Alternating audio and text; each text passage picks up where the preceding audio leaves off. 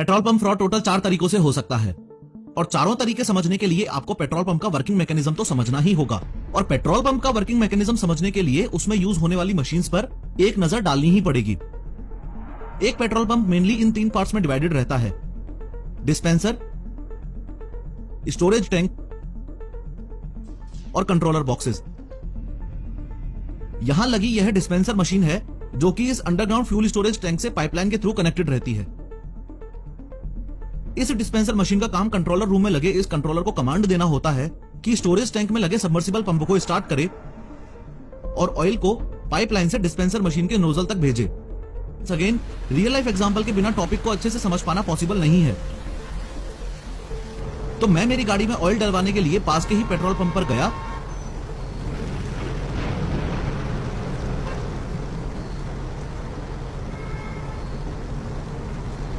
और मैंने petrol pump पर लगी हुई इस डिस्पेंसर मशीन के पास गाड़ी लगा दी। फिर मैंने इंजन बंद किया, हैच ओपन किया, बाहर आया और पेट्रोल पंप अटेंडेंट को 1010 रुपए का पेट्रोल डालने को बोला। फिर पेट्रोल पंप अटेंडेंट ने डिस्पेंसर मशीन में लगे इस कीपैड में पहले सेल बटन प्रेस किया, उसके बाद 1010 प्रेस करके एंटर प्रेस कर दिया। उसके बाद नोजल उठाते ही अटेंडेंट ने मुझे बोला कि जीरो चेक कर लो। यहां एक छोटा सा कैच है, ध्यान से समझना। अगर आप कभी नोटिस करोगे तो पहले आपको डिस्पेंसर मशीन के डिस्प्ले में हर जगह 8888 दिखेगा, फिर डिस्प्ले यूनिट में ब्लिंक होगा और उसके बाद में जीरो आएगा। यहां प्रॉब्लम यह है कि इस बात की कोई गारंटी नहीं है कि 8888 के बाद 0000 आए ही। अगर 8888 रह गया तो आपसे पहले जिस बंदे ने पेट्रोल भरवाया होगा रीडिंग वहां से कंटिन्यू हो जाएगी। और बैड न्यूज ये है कि इस डिस्पेंसर मशीन में ऐसी सेटिंग्स की जा सकती हैं कि पास ही खड़ा दूसरा पेट्रोल पंप अटेंडेंट आपको बातों में लगा के आपका ध्यान भटकाकर रिमोट से ये कंट्रोल कर सके कि 8888 से ही पेट्रोल फिलिंग शुरू हो जाए और जीरो रीडिंग आए ही ना। इन शॉर्ट, जब भी आप रिफ्यूलिंग के लिए पेट्रोल पंप विजिट करो तो पेट्रोल पंप फ्रॉड से बचने के लिए डिस्पेंसर मशीन के इस डिस्प्ले में जीरो का बहुत खास ध्यान रखना है। एनीवेज, फर्दर अटेंडेंट ने नोजल को कार के फ्यूल टैंक में डाला और नोजल के लैच को जैसे ही प्रेस किया तो स्पीड से पेट्रोल डलना शुरू हो गया। यहां पर सोचने वाली बात यह है कि इस अंडरग्राउंड फ्यूल स्टोरेज टैंक से पेट्रोल इस डिस्पेंसर मशीन तक कैसे आया और क्या यह डिस्पेंसर मशीन सच में 1010 रुपए का ही पेट्रोल डालेगी। तो क्यों ना जब तक गाड़ी में पेट्रोल फिल हो रहा है तब तक नेक्स्ट पेट्रोल पंप फ्रॉड को समझने से पहले इस फिलिंग स्टेशन का वर्किंग मैकेनिज्म समझा जाए। पेट्रोल पंप काम कैसे करता है यह समझने के लिए पहले आपको यह समझना होगा कि यहां लगी मशीन्स आपस में कैसे कनेक्टेड रहती हैं। ये जो डिस्पेंसर मशीन आप देख रहे हो ये इलेक्ट्रिसिटी से चलती है। डिस्पेंसर मशीन पास में ही बने इस अंडरग्राउंड फ्यूल स्टोरेज टैंक से पाइपलाइन के थ्रू कनेक्टेड रहती है। इस पाइपलाइन से पेट्रोल स्टोरेज टैंक से मशीन के नोजल तक आता है। पेट्रोल को स्टोरेज टैंक से डिस्पेंसर मशीन तक पहुंचाने का काम कंट्रोलर रूम में लगे इस आइसोट्रोल बॉक्स का है। आइसोट्रोल बॉक्स वायर से डिस्पेंसर मशीन और फ्यूल स्टोरेज टैंक में लगी इस एसटीपी नामक डिवाइस से कनेक्टेड रहता है। इस आइसोट्रोल बॉक्स का काम डिस्पेंसर मशीन की कमांड को रिसीव करके स्टोरेज टैंक पर लगी एसटीपी डिवाइस को कमांड देना होता है। पेट्रोल पंप अटेंडेंट ने जैसे ही कीपैड से एंट्री करने के बाद नोजल को उठाया तो डिस्पेंसर के लोअर कंपार्टमेंट में लगे इस बूट स्विच ने कंट्रोल रूम में लगे इस आइसोट्रोल बॉक्स को सिग्नल भेजा कि डिस्पेंसर मशीन तक ऑयल पहुंचाओ। जैसे ही कंट्रोलर बॉक्स का सिग्नल एसटीपी को मिला तो स्टोरेज टैंक में लगी सबमर्सिबल पंप ऑटोमेटिकली चालू हो गई।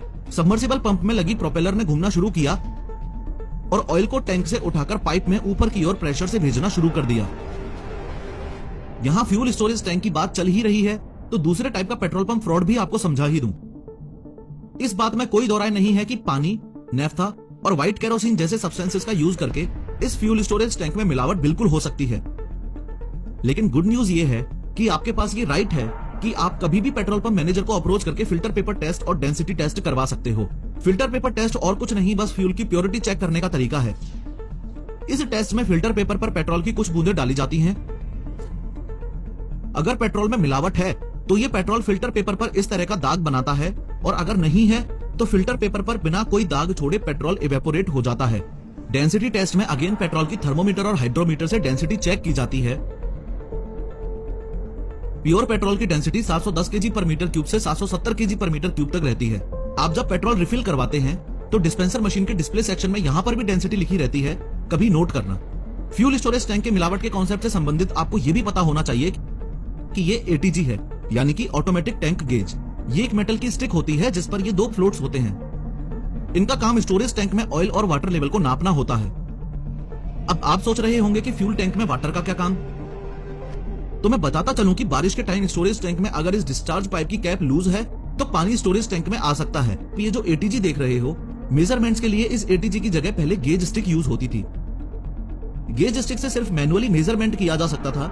जब गेज स्टिक यूज हुआ करती थी उस समय गवर्नमेंट को यह पता नहीं चल पाता था कि इस पर्टिकुलर पेट्रोल पंप के स्टोरेज टैंक में सिर्फ प्योर पेट्रोल ही है या किसी प्रकार की मिलावट कर रखी है। लेकिन अब पेट्रोल पंप ओनर मिलावट नहीं कर सकता, क्योंकि यह एटीजी इस स्टोरेज टैंक में फ्यूल और वाटर लेवल का डेटा पेट्रोलियम कंपनी के सर्वर पर अपडेट करती रहती है। फिर यह पेट्रोल आगे बढ़ता हुआ इस डिस्पेंसर मशीन के बॉटम पार्ट में आ जाएगा। यहां बॉटम पार्ट में ये शीयर वाल्व होता है।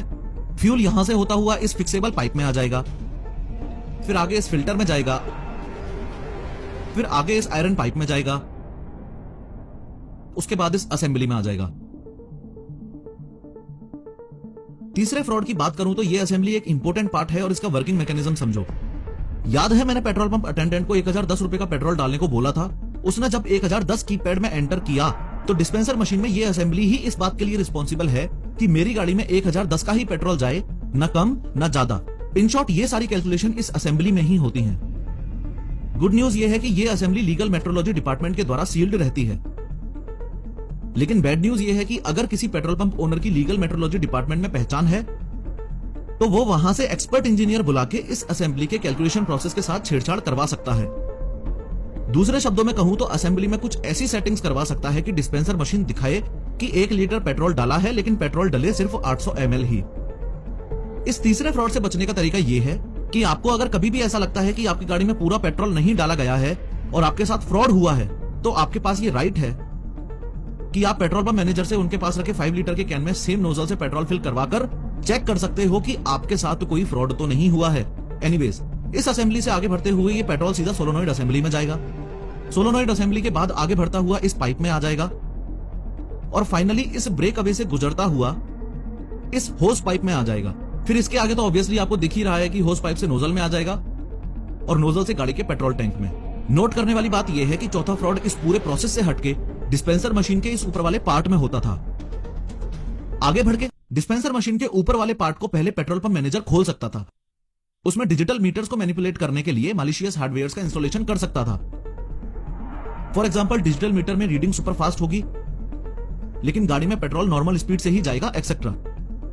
लेकिन फ्रॉड को रोकने के लिए गवर्नमेंट इंजीनियर्स ने डिस्पेंसर मशीन में कुछ एडवांस हार्डवेयर इंस्टॉल किए और अब डिस्पेंसर मशीन के अपर पार्ट को ओपन करने के लिए गवर्नमेंट इंजीनियर के पास ही एक ओटीपी जाता है।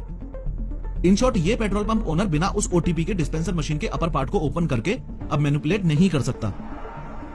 इस पूरी कहानी का तात्पर्य यह है कि टोटल 4 तरीके से पेट्रोल पंप फ्रॉड आज तक मेनली होते आए हैं। सबसे पहला ध्यान भटकाने वाला, जो कि आज भी होता है।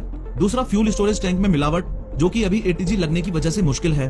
तीसरा है डिस्पेंसर मशीन में लगी असेंबली से छेड़छाड़ वाला, आज के टाइम ये भी थोड़ा मुश्किल है। और चौथा है डिस्पेंसर के अपर सेक्शन में मैलिशियस हार्डवेयर इंस्टॉलेशन वाला, जो कि ओटीपी प्रोसेस ऐड होने के बाद अगेन थोड़ा सा मुश्किल है। इस सब के अलावा आपने एक बात और नोटिस की होगी कि पेट्रोल पंप अटेंडेंट पेट्रोल भरते वक्त नोजल के लैच को बार बार प्रेस करता है। कुछ लोगों को लगता है कि ये फ्रॉड है, बट टेक्निकली देखा जाए तो ये पेट्रोल के प्रेशर को कंट्रोल करने के लिए किया जाता है ताकि एंटर्ड अमाउंट से ज्यादा फिल ना हो जाए। दूसरे शब्दों में बोलूं तो अगर डिस्पेंसर में लगी इस असेंबली के साथ छेड़छाड़ नहीं की गई है तो नोजल को प्रेस करने से अमाउंट ऑफ फ्यूल एंटर्ड में कोई भी फर्क